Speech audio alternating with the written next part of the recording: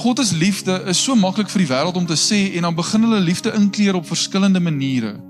Want hy het homself in ons kom plaas. Wat beteken, waar ook al ons is Heilige Gees. Is dit in hierdie storms wat God ons verhewe sodat hy verheerlik word. Welkom by Simfonie se podcast. Simfonie is 'n Suid-Afrikaanse kerk aan die Wesrand van Gauteng, waar ons groot liefde vir mekaar, vir God en vir ons gemeenskap het. In ooreenstemming met 2 Timoteus 3 vers 16, glo ons die Bybel is geïnspireer deur God en is bruikbaar vir lering en regstelling, sodat die kinders van God voorbereid sal wees om in die waarheid elke goeie werk uit te kan voer. Ons is opgewonde om hierdie kosbare, Heilige Gees geïnspireerde boodskap te deel en mag hierdie saad vrugbare grond vind.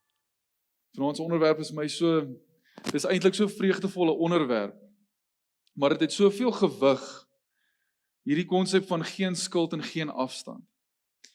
Ek wil vanaand begin, 'n bietjie anders, ek wil begin met 'n skriflesing, en ek lees vir ons, die hoofstuk wat ons vanaand op gaan fokus is Romeine 5. Ek lees vir ons die eerste 5 versies. God het ons dan nou vrygespreek deurdat ons glo. Daarom is daar nou vrede tussen ons en God, deur ons Here Jesus Christus. Deur hom het ons in die geloof ook die vrye toegang verkry tot hierdie genade waarin ons nou vas staan. En ons verheug ons ook in die hoop om deel te hê aan die heerlikheid van God. Dit is egter nie al nie, ons verheug ons ook in die swaar kry, want ons weet, swaar kry kweek volharding, en volharding kweek egtheid van geloof, en egtheid van geloof kweek hoop. En die hoop beskaam nie, want God het sy liefde in ons harte uitgestort, deur die Heilige Gees, wat hy aan ons gegee het.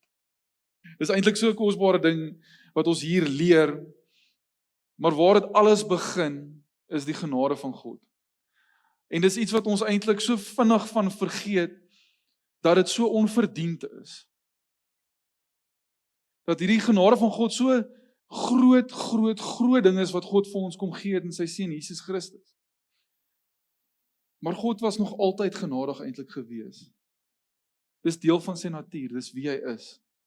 Selfs in die begin, as ons almal teruggaan na Genesis toe Adam en Eva gemaak was dit hierdie spesiale gebeurtenis.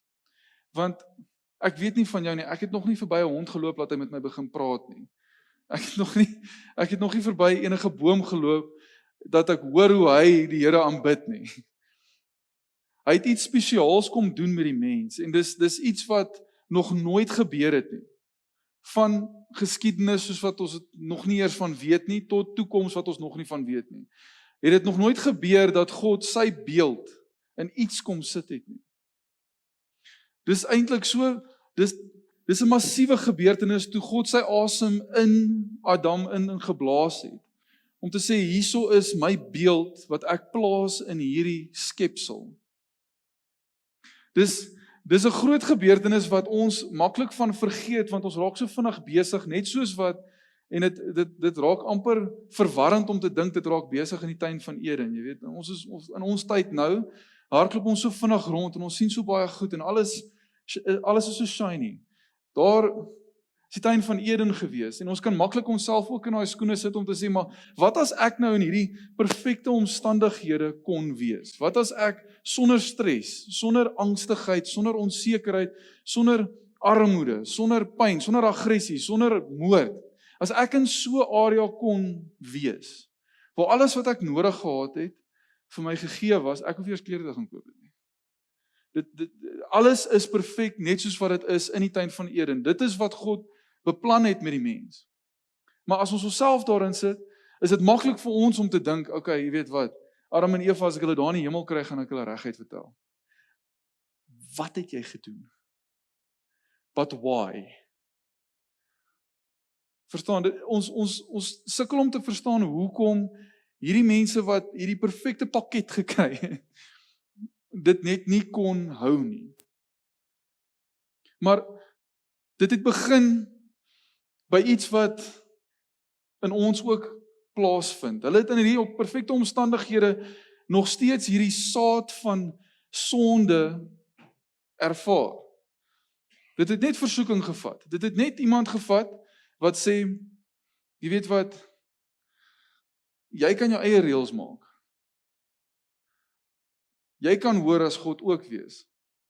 Die eerste een wat dit gedoen het, is die duiwel self, toe hy homself hoor as God wou ag. Toe rebelleer hy, toe hardloop hy weg met 1/3 van die engele, en hier kom hy en hy doen dieselfde met dit wat die beeld van God in het. As daar nou 'n resep sou wees vir 'n suksesstorie, sou dit gewees het. Ek weet nie van julle nie, dit klink vir my soos die mooiste begin, en dan hier 4-5 jaar lank, is dit net alles wat skud, aardbewings en alles gaan net mal. En ons wag nou nog, dat Jesus terugkom. Maar, dis hierdie God wat hierdie Vader is, dis hierdie God wat hierdie redder is, die Vader wat geskaap het, die Seun Jesus Christus wat ons kom red het, en die Heilige Gees wat nou nog by ons is, en ons help. Maar, hierdie absolute goedheid wat God vir ons bewys het, sal ons nog steeds so miskyk. Ons mis dit heeltemal en ons beweeg verby dit, en dan moet jy nou amper vir jouself afvra, wat se vermetelheid is dit, dat ons na die almagtige skepper van die heelal toe kan kom en sê, Here, ek stem nie saam met dis nie net wat u sê nie, maar dis wie u is. Dat ons na hom toe kan kom en sê, ek stem nie 100% saam wat hier aangaan nie. En dis so diep geankerde ding, dat die Here ons so geseën het, maar ons is nog steeds besig om ons eie skepsels, ons eie beelde te maak, waar hierdie onkruid in ons begin groei het, dat ons hierdie beeld van God heeltemal miskyk. Dis wanneer ons hierdie ander gode in hierdie wêreld sien, Theodor het voor die tyd gebid, hier's al hierdie verskillende weergawes van God in die wêreld, wat vir ons gegee word, van hierdie een sê dit, en daai ene sê dat, hierdie een sê, jy gaan eendag in die hemel kom, en jy gaan al die vrouens in die wêreld kan kry, wat jy, een is vir my genoeg. As ek voor jou kom staan, dan sien jy nou, hierdie wit Suid-Afrikaner wat Afrikaans praat. Sien enigiemand iets anders? Ek het minder haar as die algemene Suid-Afrikaner, maar ek is nog steeds 'n Suid-Afrikaner wat Afrikaans praat, en ek is wit. Ek is so 1.83 meter. Maar wat ons geneig is om te doen, is die volgende. Hier kom 'n ander man by die deur ingeloop. Jy het nou gesien wie ek is, en hoe ek lyk. Hier kom 'n ander man by die deur ingestap, en hy sê, Jessie, kyk daai kort Chinese man op die verhoog. Ek skat hom seker so 1.5. En nou, kyk jy hom so aan en jy dink, iets is fout met hierdie ou. Ek weet nie wat hy sien nie, dit maak nie sin vir my nie. Nou kom die ander man hier in, en hy sê, kies, daai is 'n groot Nigeriër op die stage. 1.9 meter lang skat ek so. En albei van hulle kyk nou hierdie ou aan, want hy sê, maar daai is 'n Chinees, waarvan praat jy? En nee, ons is in Suid-Afrika, jy is 'n wit Suid-Afrikaner op die stage wat nou praat. En ons is geneig om dieselfde met God te doen, en dit klink so simpel vir ons, dat iemand bereid sal wees om dit te doen, of dat iemand so kan sien, so mis kan kyk, dat ons staan in front en ons wonder, wat's fout met hierdie ou? Of wat's fout met hierdie mens? Waar kom hierdie vrou vandaan? En dis wat ons maklik kan doen. Dit is hierdie versoeking. Dis wat die vyand vir Adam en Eva kom sê het, is hierdie God wat julle so goed ken, saam met wie julle so baie gewandel het. Verander maar 'n bietjie, want julle kan ook soos hy wees, maar net op julle eie manier. En dis hoe hierdie plan van God heeltemal vernietig word. Dis want die plan van God was om die tuin van Eden saam met ons almal te hê. Die plan van God was om saam met ons te wandel waar ook al ons gaan. Dis nou nog iets wat my heeltemal uit my kop uit glip. dat ek kan besef, dat wanneer ek werk toe ry, wanneer ek winkel toe ry, waar ook al ek is, as ek besig is om met my vrou 'n verskil te hê, is God daar by my. En ons het die geneigtheid om te vergeet, ons het hierdie helper by ons. Dit is nie net iets wat ons onsself noodwendig moet herinner nie. Dit is iets wat in ons geprogrammeer amper moet wees. Want soos ons gelees het in Romeine 5, is dit dat die Heilige Gees is in ons en hy's besig om die liefde van God in ons harte uit te stort en dit lei tot hierdie hoop wat enige omstandighede wat op ons pad kom kan gebruik om God te verheerlik. Is dit nie die mooiste storie ooit nie? Want God het dit gedoen selfs in die tuin van Eden. Toe die mens wat in die tuin was, besef het wat hulle gedoen het en hulle het gedink alle hoop is verlore, het God reeds 'n belofte aan hulle gemaak. Maar God het nie gesê, omdat julle nou verder van my af weggegaan het, sal ek 'n bietjie verander sodat ek naby aan julle kan kom nie. Hy sal dit nooit doen nie, hy kan dit nooit doen nie, hy is wie hy is. Dis wat hy vir Moses gesê het, ek is wie ek is. Ek is standvastig, ek sal nie verander nie. En dis juis in hierdie interessante, dis 'n mooi gedeelte eintlik. Want is reg voordat hierdie wildernis epidemie amper plaasvind. Waar Israel hierdie geleentheid het om God te sien. Dis in Levitikus. Wie lees Levitikus deur? Jessie, wel dan. Ek hoor nooit iemand wat sê, Jessie, Levitikus het my vandag getref nie. Want gewoonlik is dit hierdie wet op wet op wet op wet op wet. Maar hierdie mooi prentjie wat Levitikus vir ons verf, is om te sê, sit jouself eenkant. Sit jouself buite die wêreld, want God wil jou hier gebruik. God wil nie hê jy moet deel van die wêreld wees sodat jy soos die wêreld begin lyk nie. Ons gaan 'n bietjie dieper in dit ingaan vanaand. Maar dis hierdie verhouding wat God met ons wil hê, sodat ons 'n priesterdom kan wees. Maar ek wil vanaand vir jou vra, en dis hier waar ons nou 'n bietjie dieper in die woord in gaan, is, hoe lyk die verhouding wat jy het met God?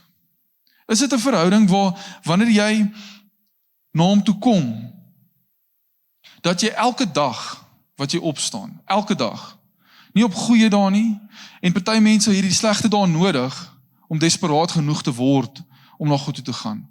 Maar op elke dag, God beter te leer ken, in plaas van, om dit wat ons nou al geleer het, want God is liefde, is so maklik vir die wêreld om te sê, en dan begin hulle liefde inkleer op verskillende maniere. I don't know, hoe het dit gehoor. Maar dan kan ons geneig wees om hierdie goedjies in ons lewe in te verf op hierdie fantastiese portret wat God vir ons gegee het. Soos wat ons lewe uitspeel, is hy besig om vir ons die klere by te voeg. Hy is besig om vir ons te sê, dis meer van my. Dis hoe ek jou nader in hierdie tye, in hierdie oomblikke. Dis wat jy kan, dis hoe jy na my toe kan kom. Maar dan sit ons met hierdie verfkwas wat ons hier agter ons agterste sakkie uithaal, en ons begin 'n kwas gebruik wat buite God se plan. Ons begin klere byvoeg wat nie God se klere is nie. Is ons verhouding 'n tipe verhouding waar ons eerstens bo enigiets anders by God wil wees en van daar af wil leef. Want ek het dit nou al te veel gedoen. Waar ek begin by God op sekere dae. Op ander dae, dan begin ek by iets anders en soos wat ek aanbeweeg, glo ek maar net en hoop ek maar net, God doen wel keer goed wat ek besig is om te beplan, om te doen en toe te laat in my lewe. En naderhand sal ek teruggaan. En dan sal ek sal dan begin wonder, okay, maar is hierdie wat God wil hê? Nie vir my nie. Want ons is maklik om dit ook te vra. Maar wat wil God hê? Eerste. En van daar af te beweeg om te sê, Jessie, as ek hierdie pad saam met God loop, soos wat Adam en Eva in die tuin van Eden kon, hoe mooi gaan die storie dan wees? Of is dit 'n verhouding waar ons bereid is om te verander? Is dit 'n verhouding waar ons aankom en ons besef, daar's iets wat hierdie persoon seer maak? Daar's iets wat hierdie persoon hartseer maak, daar's iets wat hierdie persoon verder van my afstoot, omdat ek dit deel van my maak. Of is ons in hierdie verhouding waar ons bereid is om te sê, ek het God eerste geplaas. Ek maak nie net lysies, sit dit op die tafel neer, of lees dit selfs deur party dae, en dan gaan ek aan met my dag en ek praat nie weer terug met hierdie persoon wat my meer lief het as wat ek ooit kan dink nie. En dis hier waar ons in Levitikus kom, almal se gunsteling boek. En ek lees vir ons in hoofstuk 9 en 10, maar ek gaan so 'n pause tussenin hê. Levitikus 9 vers 22 tot 24 lees ek vir ons. Nadat Aaron die sondeoffer, die brandoffer en die maaltydoffers gebring het, het hy sy hande na die volk toe uitgesteek en hulle geseën. Hy het van die altaar afgeklim en saam met Moses in die tent van ontmoeting ingegaan. Toe hulle uitkom, het hulle die volk geseën. En hierso is die groot gedeelte van hierdie storie. Die magtige teenwoordigheid van die Here is toe aan die hele volk openbaar.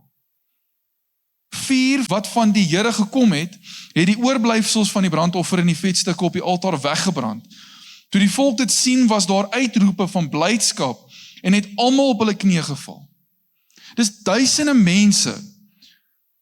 God weet wat gaan gebeur en God weet obviously wat gebeur het.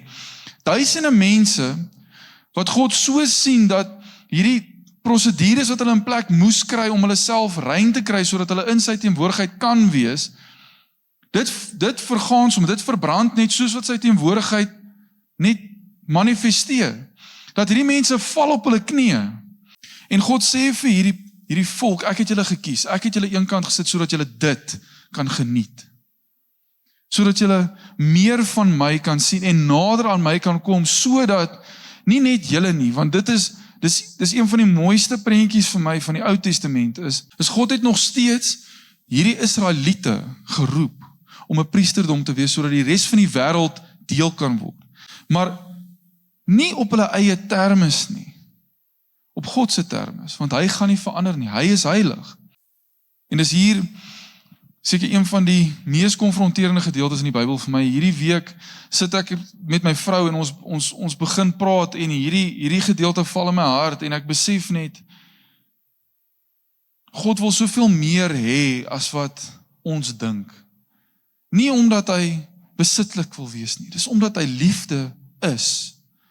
Hy is jaloers vir die liefde wat in ons is en ons gaan nou 'n vers lees wat soveel meer vir ons daarvan vertel, maar in Jakobus 4 lees ek vir ons van vers 4 tot 10 af. Dit sê: Weet julle nie julle ontrou is dat vriendskap met die wêreld vyandskap teen God is nie?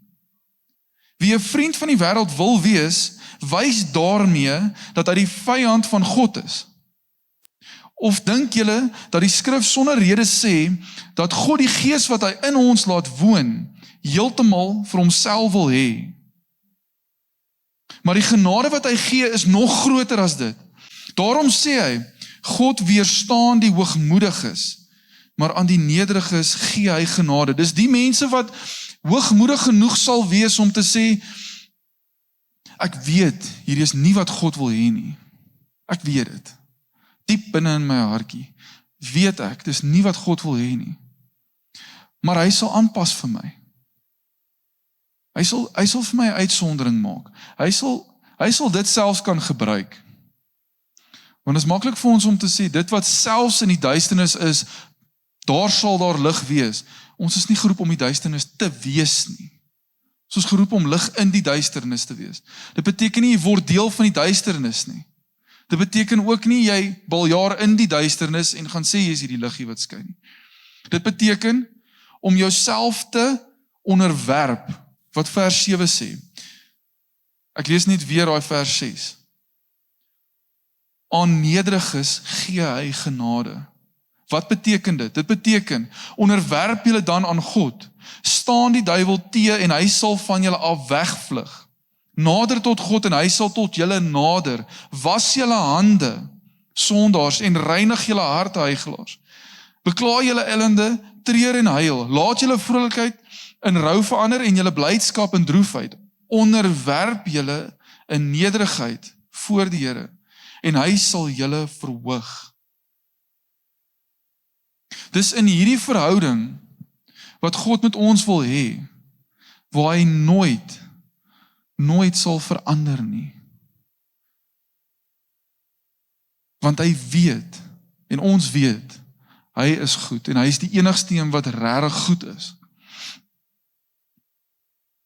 Want, dis maklik om hierdie brullende leeu wat rondloop om te slag en te steel en te vernietig, te sien as hierdie wraaksugtige wat hy is, vader van leuns wat hy is, hierdie skurk wat hy is, wat rondloop en hierdie wrede goed doen, maar sonde lyk nie altyd so nie. Dis nie altyd so voor die hand liggend om te sê, okay, hy moes nou nie daai ou doodgeskiet het nie. Dis nie so maklik om te sê, okay, hy moes nou nie daai persoon vermoor het nie. Dis baie keer self so, dat jy jouself moet vra, ek vra myself, ek moet dit meer vra, wie sit op die troon op die oomblik? Is dit ek wat myself daar sit, of is dit iets anders wat ek daar sit? Dit raak so eenvoudig, maar dit raak so ingewikkeld. Ons raak so vinnig captivated, net soos wat hier in die einde van hierdie Levitikus gedeelte wat ons gelees het, die einde van hoofstuk 9, is dit hierdie hoogtepunt wat Israel bereik het, om te sê, ons het God nou gesien, ons almal het op ons knieë neergeval, ek kan dink almal het huis toe geloop daai aand, en gesê, wow, dit was amazing, kom ons doen dit weer, en daar was twee, sien, Aaron en sy seuns was aangestel as priesters, om in hierdie tent van ontmoeting, vir die volk in te tree. Dit was hierdie stam se rol gewees, die stam van Levi. Maar twee van hierdie seuns het gesê, jy weet wat, kom ons gaan doen dit sommer op ons eie manier. Ons het alles gekry wat ons nodig het. Ons weet presies wat om te doen om na God toe te gaan. Ons weet presies wat om te doen sodat ons kan. Want hierdie is een van die mooiste, maar ook die skerigste dinge is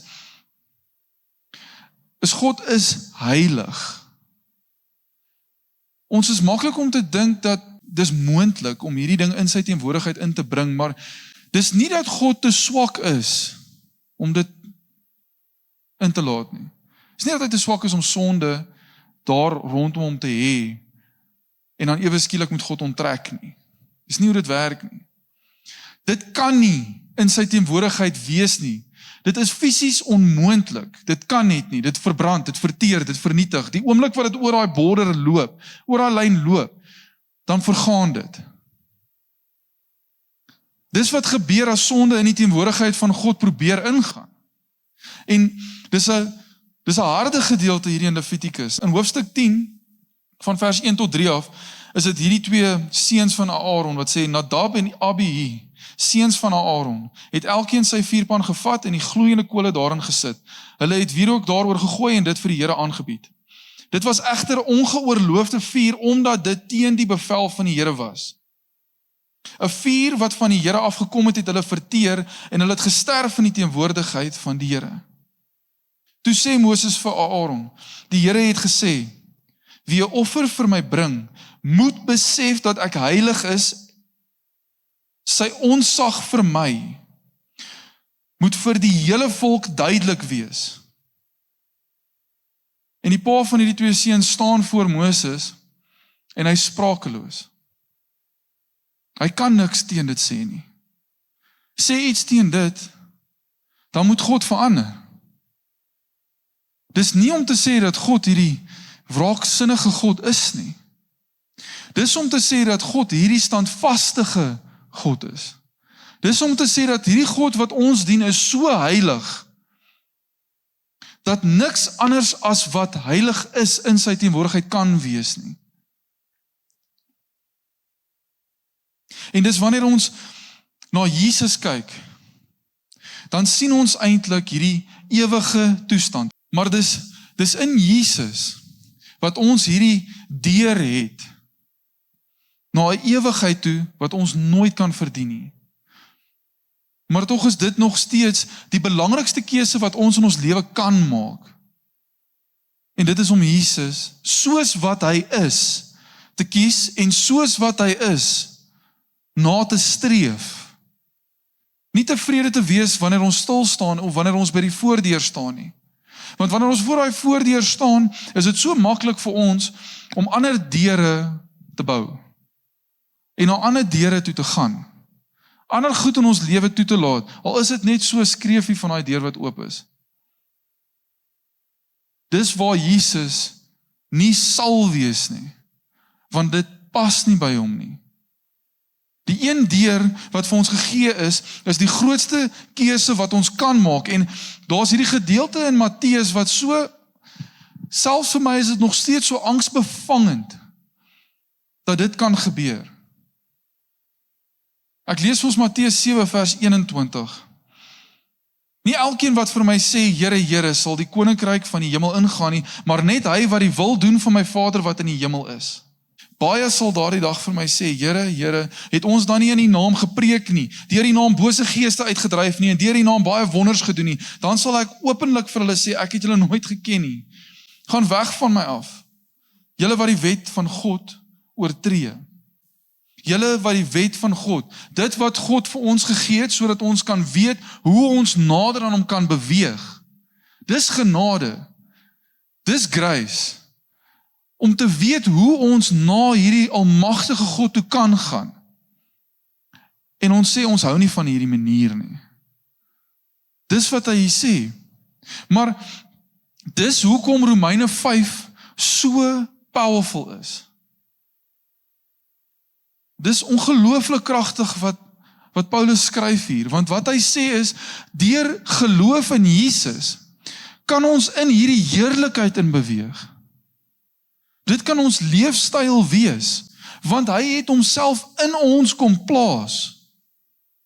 Wat beteken, waar ook al ons is Heilige Gees. As ons self verneder voor Jesus en sê, Here, ek het U nodig, dan is ons beseël met hierdie Heilige Gees wat altyd by ons is. En dis in hierdie moeilikste omstandighede. Dis Romeine 5, waarin ek die so vasgehou het. In 'n tyd van my lewe waar ek het gevas en gebid en ek het gepleit by die Here, dat my pa nie hier moes doodgaan nie. Hierdie kanker moes hom nie gevat het nie. En daar's 'n dag wat hy sit, en hy's besig om homself te bekommer oor iemand anders se probleme. Hierdie man het nou medikasie gekry dis die sterkste pynmedikasie wat jy buite die hospitaal kan gebruik. En dit gee hom 'n halfuur van verligting en hy kan elke 6 uur hierdie goed vat. Hy sit nou al by uur 3 of 4. En hy sit en bekommer homself oor iemand anders se probleme. Dis wat Romeine 5 beteken. Dat in hierdie pyn en lyding, in hierdie trials en tribulation wat ons ervaar hier, kan ons hoop hê, wat 'n liefde in ons aktiveer, wat geen mens in hierdie wêreld kan verstaan nie. As ek hierdie vir iemand in die wêreld moet vertel, dan gaan hulle nie verstaan wat ek sê nie. Hulle gaan een of ander manier probeer gebruik om te sê, dalk was daar nog iets fout gewees. Maar as hier in Matteus 7, waar direk na hierdie gedeelte, praat dit van hierdie, en ons almal ken hierdie ene van, by jou huis op die rots nie op die sand nie. Ons ken hierdie vergelyking. Maar, dit is so maklik. As ons in Lukas 6 gaan kyk, is dit eintlik so 'n mooi prentjie, wat Lukas vir ons gee hierso is, die rots is standvastig en hy is daar. Maar ons het hierdie geneigtheid om sand bo-oor te gooi, en ek wil vanaand, dit lê so swaar op my hart, ons moet versigtig wees waar ons kop neerlê. Want as ons onsself gaan neerlê op die sand, sal die sand sy vorm verander, sodat ons gemaklik kan lê. Wanneer ons op die rots gaan lê, dan is dit 'n ander storie, ons gaan moet adjust. Het gaan nie altyd gemaklik wees nie, inteendeel ek het nog nooit op 'n rots gaan lê en gemaklik gevoel nie. Daar's goed wat moet gaan. Op die sand is dit so maklik om gemaklik te word en te dink, Jesus, hierdie is die regte plek om te wees. Dan is dit hier in Matteus 7, ek gaan dit gou vir ons lees. En elkeen dan wat hierdie woorde hoor en daarvolgens handel, kan vergelyk word met 'n verstandige man, wat sy huis op die rots gebou het. Die stortreën het geval, die vloedwaters het gekom, die winde het teen daardie huis gewaai en daarin geruk. En tog het dit nie ingestort nie, want die fondament was op rots. En elkeen wat hierdie woorde van my hoor en nie daarvolgens handel nie, kan vergelyk word met 'n dwaas wat sy huis op sand gebou het. Die stortreën het geval, vloedwaters het gekom, winde het teen daardie huis gewaai en daarin geruk en die huis het ineengestort en is heeltemal verwoes. Die dag wat 'n storm kom, gaan sand jou nie help nie. En in Lukas 6 is dit hierdie mooi prentjie waar hy sê, jy moet deur hierdie grond, deur hierdie sand grawe, sodat jou fondasie op die rots kan wees. Sodat wanneer hierdie rukwinde kom en hierdie storms kom, dat jy staande sal bly. Dis die ding, as ons op hierdie rots bly, al is dit hoe ongemaklik op sekere tye, is dit in hierdie storms wat God ons verhewe, sodat hy verheerlik word. Dis hierdie genade van God, wat bruikbaar is in die hande van die kinders van God, sodat ons Vader verheerlik word. Want dis die ding wat Romeine 5 sê is, die omstandighede wat wat die mens so vinnig kan onderkry, is die omstandighede wat God kan gebruik om vir die wêreld te wys, hy het vir die wêreld gekom sodat hulle gered kan word. Hy het nie gekom sodat hy kan verander nie. Hy het gekom as 'n lig, en daai getuienis sal altyd daar wees. En in hierdie omstandighede wat ons in ons lewens ervaar, wat so swaar en donker is juis waar die lig die helderste gaan skyn. Dit is so moeilik in hierdie omstandighede om te dink, Here, dis die moeilikste woorde om seker te bid. Gebruik my omstandighede. Ek sit myself op daai altaar. Dis die moeilikste gebed om te bid. Om te sê wat ook al met my nou gebeur, weet ek, U is almagtig en U kan dit gebruik. Die val van die mensdom het God gebruik. Dis wat Romeine 5 later sê, hy praat van Adam wat hierdie vloek oor die mensdom gebring het as gevolg van die sonde. Maar Jesus wat gekom het en genade oor die mensdom uitkom stort het. Maar hy gaan nie verander nie. Ons is die enes wat moet verander. Dis eintlik veronderstel om ons opgewonde te maak, om te weet dat daar nog iets voor lê. Nie net in die moeilike tye nie. Daar is 'n gedeelte waar Paulus skryf, raak maar opgewonde wanneer dit moeilik raak. Ek is nog nie so geestelik nie, ek weet nie of jy iemand is nie.